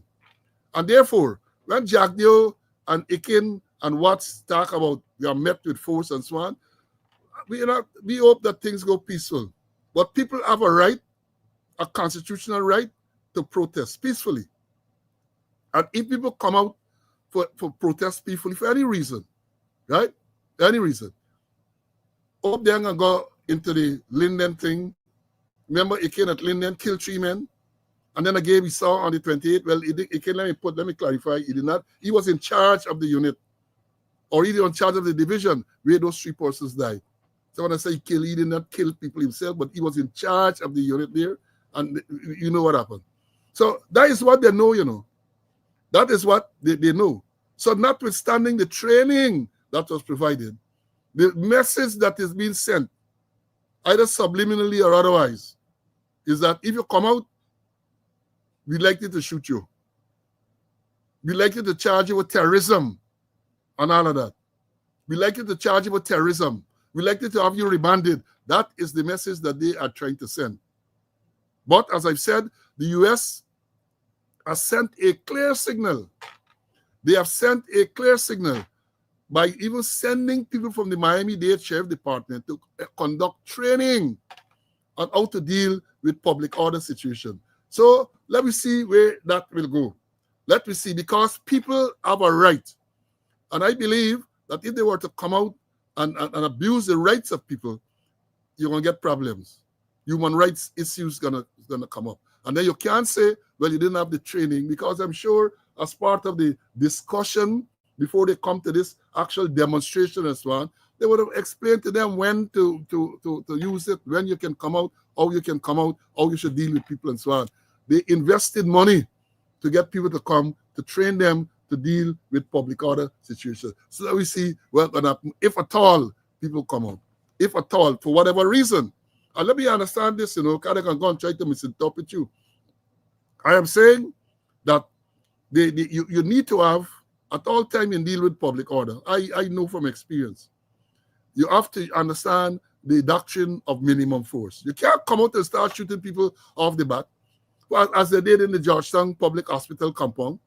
They got a lot of people there who are curious people. I used to lecture on that, crowd control and crowd psychology. I used to lecture to police officers on that. Because a lot of people there are going to be curious. They're fast, as we would say in Guyana. They see a crowd, they come, they don't even know what the crowd about, but they come and they're fast. And therefore, the crowd psychology teaching would have told them that you want them to disperse, calling them to disperse. That they weren't violent, they were just assembled, calling them to disperse. And those people who are there, they are the curious people. They're going to leave and they're going to go their way. They're going to leave and go, and therefore there's a reduced number of people you have to deal with. But when you come off the bat, you start shooting. Off the bat, they start up and they start shooting. Craziness. No cordon, nothing at all established. I hope that they reflect on the training and the reason for the training. Even though they might not have told you so, I hope y'all get enough sense to recognize that if they come a month or so before election and do this type of training with baton and shield and leg guard and so on, they're sending you a message to tell you, that is my interpretation, that the way you dealt with the crowd on the last occasion, that is not the correct way. That is not the correct way. Let me understand, before I bring in Mr. Conway, if you get people go there and violent, and we say about violence, we talk about people blocking up place, and let me understand too, putting obstructions and so on is not necessarily violence to the point where you got to use lethal force. In all countries, when they get demonstrations and so on, people block roads and people do all this type of thing. You got to know how to deal with it. You should not just come and shoot people because they're blocking roads. Should not. That is not the way it should be done. But it's ikin. And then ikin is political. And you know, talking about political, I almost forget to mention it. If you're going back to Branham's ramble, well, I can't even call him ramble. Here we ended up, when they asked about the election, oh, it went smoothly, it went da. This is the man, this is Friday morning. And as far as I can remember, this is before 8 o'clock in the morning. Before 8 o'clock. And he done commenting on the smoothness of the election. He didn't say up to that time, you know. He didn't qualify to say up to the time he was speaking. That is how they are. That is how they are. That is why the police force is where it is. Because one would have expected if, as a deputy commissioner, they asked him about the election, he would have commented on what took place up to that time. But you know about. So either you know about investigation at East Coast or West Coast Bobbies with the Jackie who died. You know about all them things. But you know that the joint service election all over the country, they got going smoothly. You know that. You see what and how they are? You see how they are? And they just, I like when they talk, I like when they write, because they expose themselves and we see them for what they are. Let me bring Mr. Conway to deal with this training, and then we're going to move on to our next subject. CC, go ahead. Yeah, and let me join you in Blanum that same last statement. Here's the things internally that he should be afraid with, well grounded. He ain't talking about though. He deflected to somebody else. But things external, GCOM, he talking for GCOM. Before GCOM talk to the public relations, Branham talking for them. Training. We hope that the Ghana Police Force get the message, particularly in the first instance dealing with minimum force. Yes, the situation with the United States and Ghana may be different, but sure, there are lessons to be learned. I didn't see the course content. I'll find out later on what they did, what they tell them before protests, during, and afterwards, the action to be taken. But I know in terms of protests, sometimes we involve, sometimes spread rapidly, they get violent, and the police has got to know how to deal with it based on the use of force policy. How you deal with the situation. Do you deal like how you do with Linden? Shoot and kill 3 people? Do you deal like how you deal with Lindo Creek and others? You gotta be careful, because we cannot rule out protests, and even protests becoming violent. We can't just go and start shoot while left, right, and center. And then I hope they had spoken to them, or they had practical exercises. If you deal with people, let's say they break up into several groups. Not a one group you're fighting, a group fighting here, there, one fighting in Regent Street, one fighting in Square Revolution, one fighting in Atfield Street, one fighting in Kitty. Got to be careful how we can deal with them. We don't know if we have the manpower here. They say the joint services ready. The same Jack Dew who they say, tell them who chase out the opposition when they at Babuja when they got a place there. And the same Jack Dew who they say that the GDF don't come and rape your wives and your daughters and all kind of thing there. And it's now he's saying that they are ready. The same joint services are ready. But the training is important. I don't know how they evaluate the training, whether it was successful or not. I don't know the methodology that they use. I don't know how they assess the student to find out whether or not real learning took place.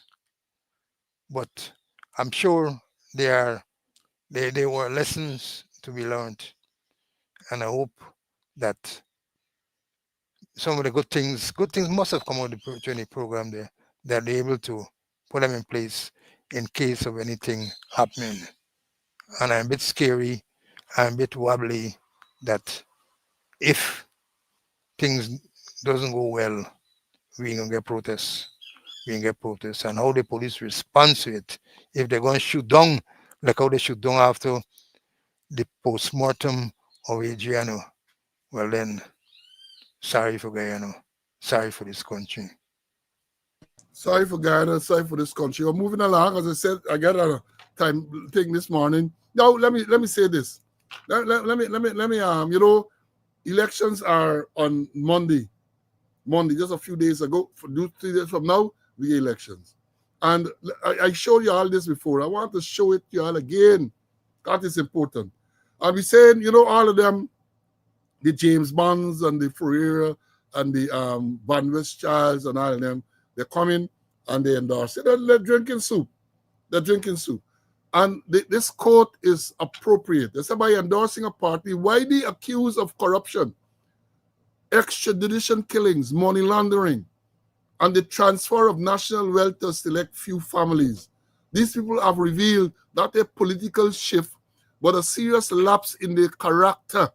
Opportunism may offer short-term rewards, but no one ever truly trusts a turncoat, a traitor, and history won't touch them.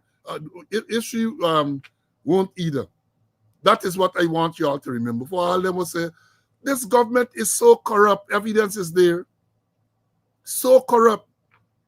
And all who are now endorsing for whatever reason, whether because you have one contract, you want some position and so on, you have no character. I say that.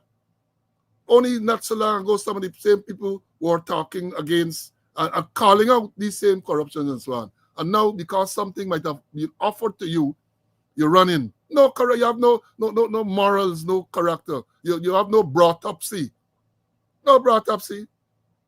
So let me understand it clearly. And then for those of you who want to sit on the fence, let me show you this. I see somebody else posted, wanted to show since Monday. This is an African proverb. It says, out of hatred for the cockroach, the ants voted for the insecticide. You know, it says insecticide to kill insects, cockroach. They all died, including the housefly that did not even vote. So in other words, what we're telling you, to sit on the fence is not an option. To sit on the fence is not an option. Again, let me read it. Out of hatred for the cockroach, so the ants ate the cockroach, so he voted in favor of insecticide. And then what happened? Insecticide killed the cockroach and killed the ants. And also killed the fly who had not even voted. The fly didn't vote. The fly had no business, but he did. So that is what happens when you decide that you're going to sit on the fence. When you decide that you're going to sit on the fence, that is what is likely to happen to you. And you know, I got enough time to respond, I think. I think I get enough time. When you go to vote, and I don't want to offend anyone's sensibility, I am going to refer here to Adriana Young. Because we were saying that when you go to vote, Adriana Young was the foremost in your mind. I remember, I think it was following the death of Chedi Jagan, Moses Nagamutu, who was then with the PPP. In that election immediately following Jagan's death, he used to tell them, give this one for Pa. Referring to Chedi. Tell his supporters, when they're going to vote, you're giving this one for Pa. That was the Pa, Papa, Daddy, whatever it is. That is what he used to tell them. So I'm saying to you that when you go to vote on Monday, give this one for Adriana. Give this one for Adriana. This is a young girl, 11-year-old, who was killed. They say she drunk. And she float before she bloat. Look at the body. Look at the body. The science will tell you that when a person drunk, they got to bloat, the body will bloat, gases are formed, and it's the gases that are formed cause the body to float. That is what the science. I know scientists, I'm no doctor, but that's what we said. And this is the state of the body that was recovered. And they're telling us that this girl drunk in the pool. I never queried whether she drunk or not. Even though the police had written some nonsense some time ago, I said she did not drunk in the pool, right? Because this is the man in the body, 20, less than 20 hours or so, this is the state of the body that took out to the pool. And you want to tell me that she drunk in that pool? No way. No way. So when you go Monday, all the housewives, all the ladies, all the fathers, remember this young girl, what they did, right? They killed her, and then the police was complicit in everything. Mandal, the assistant commissioner, what happened to you?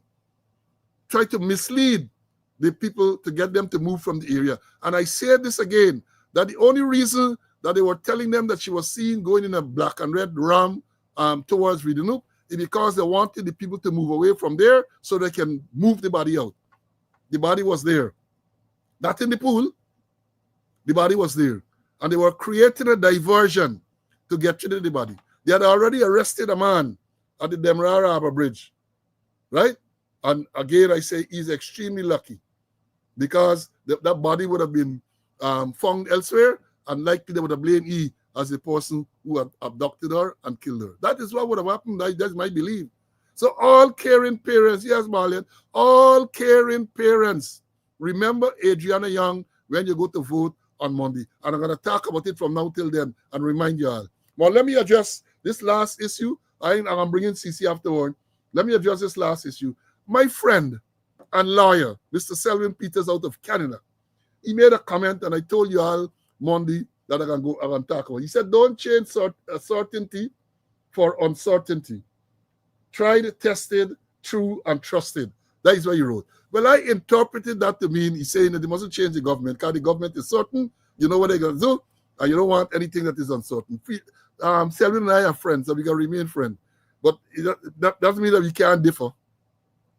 Can't mean that we differ. But Selwyn, let me say this to you.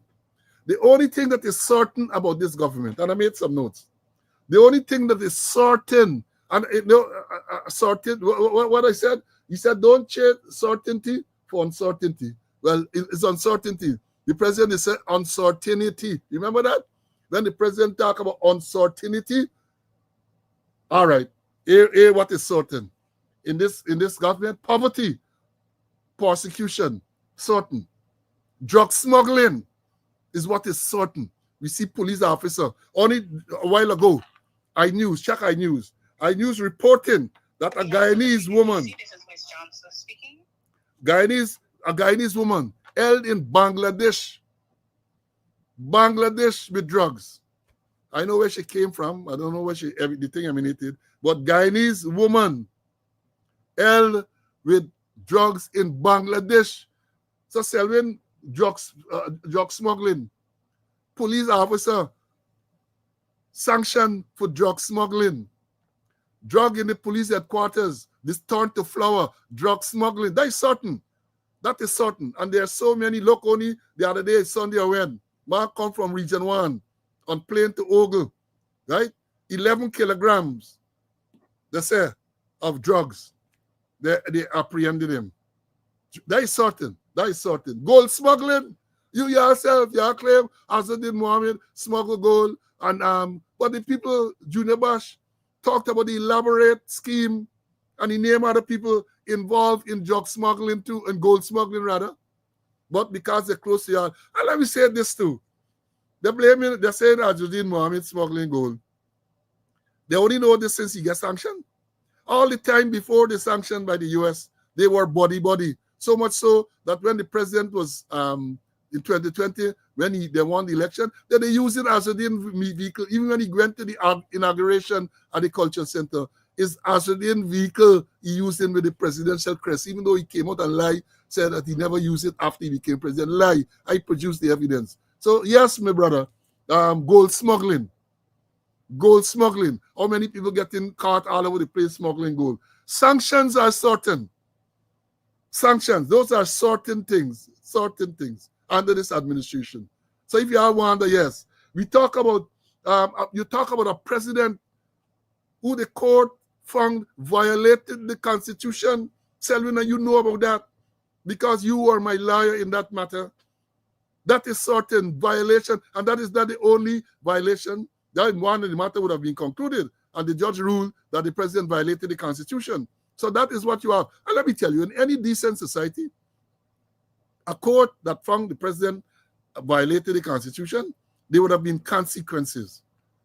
There would have been consequences. But no, then nothing happened. Let me tell you something that is certain to continued sale of gun and driver's license. And then we see the driver's license. Look, Linden yesterday, let them trail. Linden sometime before the last. This morning, he was away death and destruction. That is what is certain in this administration. Gun license.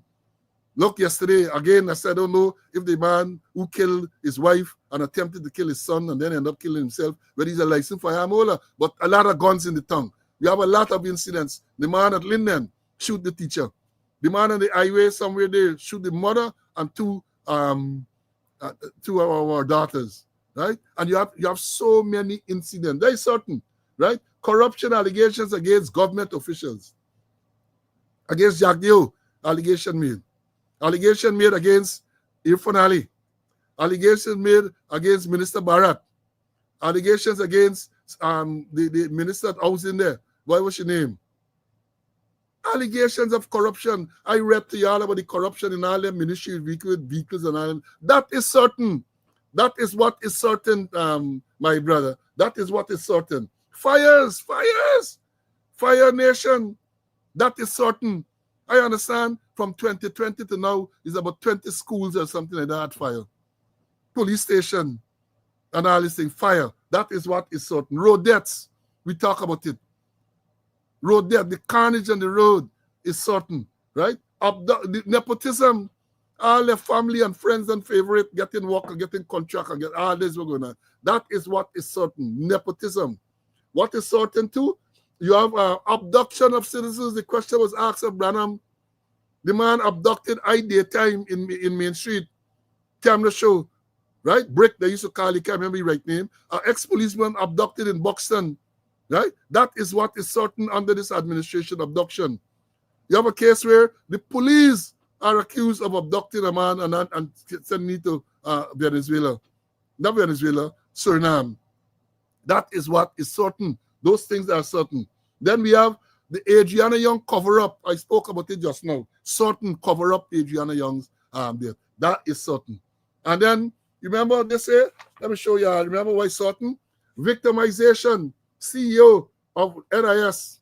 That is what happened. Morris R. June, Ken Vincent, and Kisun Baldio, those men from New Building Society, where they came after them. All because Mr. Arjun told Master Jadio, that the rules, right, they did not allow for New Building Society to lend them for the construction of the Bobby's Bridge, that amount of money.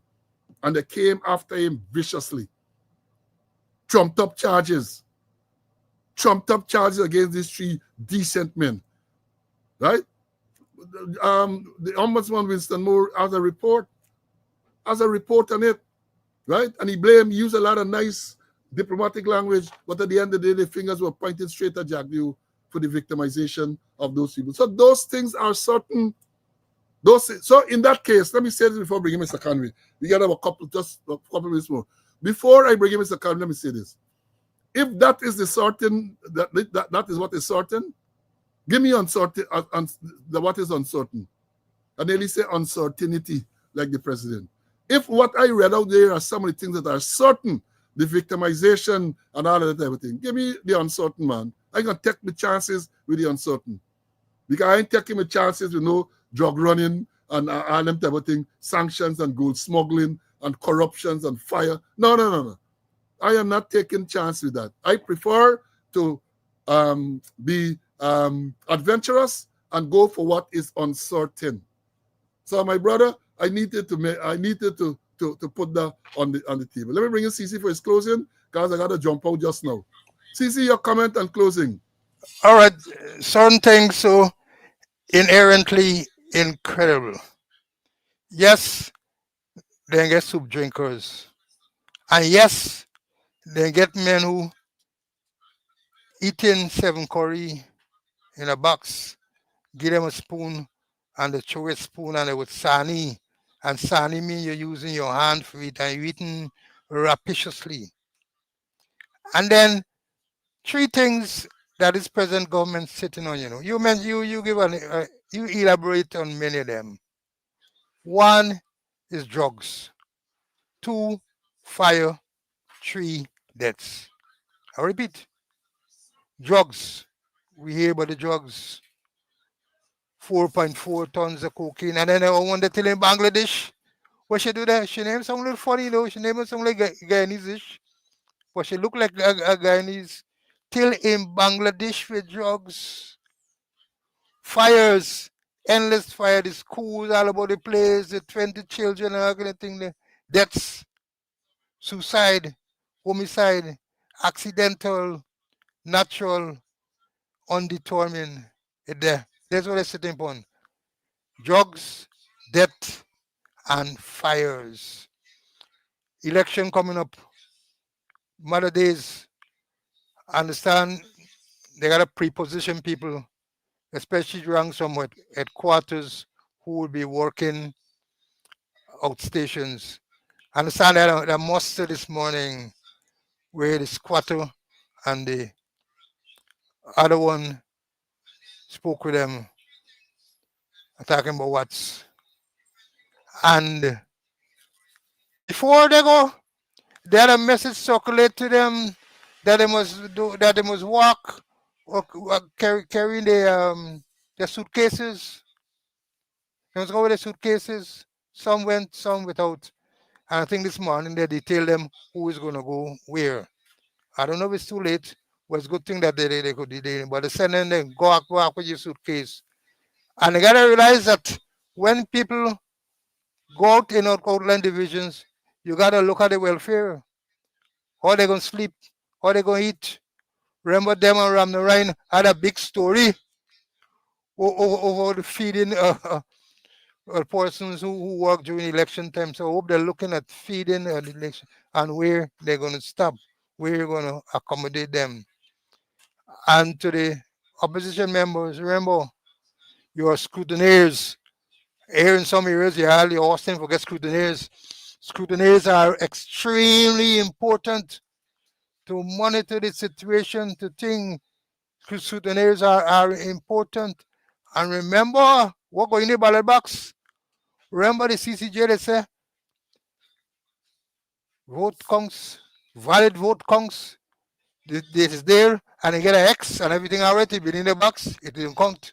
So valid vote counts. So scrutineers make sure that you observe, make sure that things happen, that all the procedure follow to the hilt, and especially what going in the ballot boxes. Remember the AG said, if they got a rig it for win, they're gonna rig it for win. The AG said so. If they got a rig it for win, or the allegations that the AG said, if they got a rig it for win, they're gonna rig it for win. Remember those words. You, the scrutineers, and other persons. Now let me close with this one. You know, the Carter Center came out with a scathing report, in part, about the government. And one of the things they said, government using state resources during the campaign. Jagdio come and he lash and he make a lot of noise. And again, evidence is there, right? You know, when you're registered for the cash grant, you have to provide certain information, your telephone number and so on. That was a government exercise, government of Guyana exercise. Somehow, the PPP, the People's Progressive Party Civic, has commandeered that database. And they're using people now to call people who are registered for harass them about voting for them. After you get your crash grant, if you're going to vote and all sort of thing. A woman called me, I think it was sometime not so long ago. She said she identified, well, she didn't identify herself by name, I can't remember. But she says she's 91. And she told me they called she and asked her about the cash grant and then going to ask if she can vote. She said, my son, me proper cost them. That's what she said. My son, me proper cost them. That is what they're doing all over the place, calling people and harassing people. And I feel discriminated against because they have not called me. And I want to call me. Let me tell them the process that was involved for them to be made. I want to call me. Let me tell them what me got to tell them. But they're discriminating against me. They're not calling me. Call me, man. Y'all don't get my number. My number is on the database there because they get me crash grant. Call me. That is what they're doing. That is what they're saying.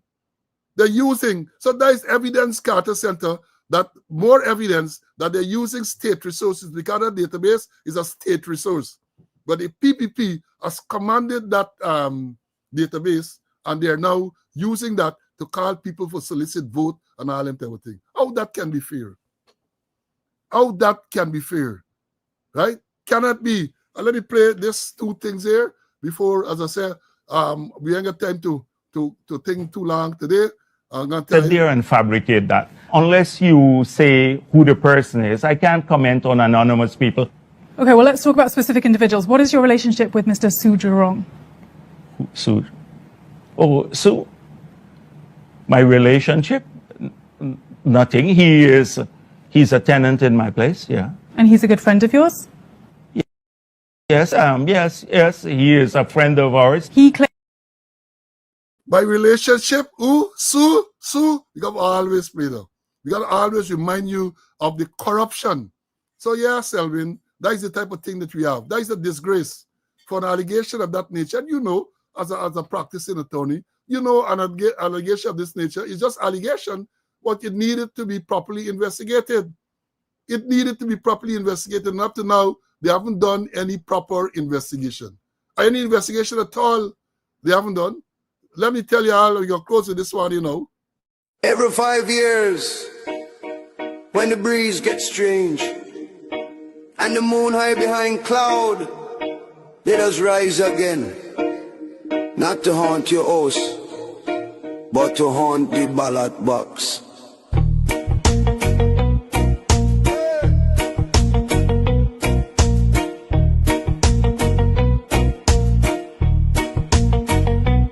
Every 5 years, them awake from the tomb, creeping through the night on election moon. Used to wear white, now it's blood red shirt. PPP colors and a smile that hurt. From Le Repentier straight to Brickdam Road. Name on the list like he's still in the code. Multiple IDs tucked in the hand. Voter guys voting all across the land. Voter guys voting Jumbe. PPP for life from the afterlife. You see, voter guys voting Jumbe. Marking X from the grave so mysteriously.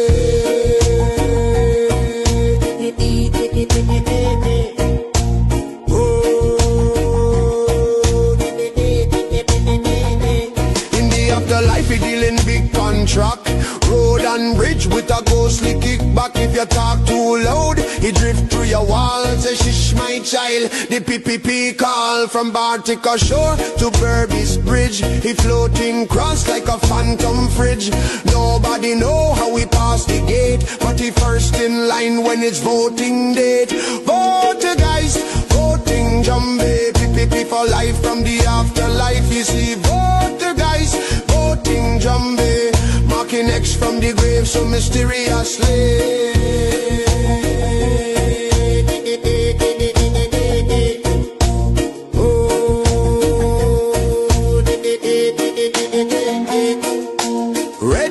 Red shirt, change the sheet. Walk from the grave to the polling street. Dead today, alive on the roll. Election rigging is the only goal. When he done, he fade in the night. Whispering low, PPP win the fight. Back in the coffin, back on the ground. Till the next 5 years come around. So if you see a shadow in the polling line, and the man behind you cold as ice, don't turn round, don't make eye contact. It's just the voter guys, the voting Jumbe.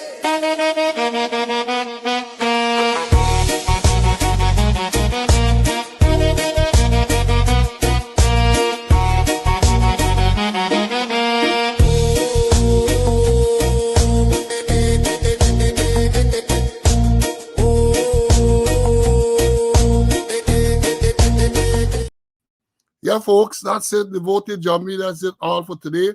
To be God's Spray Life will come again on Friday afternoon, 4 o'clock.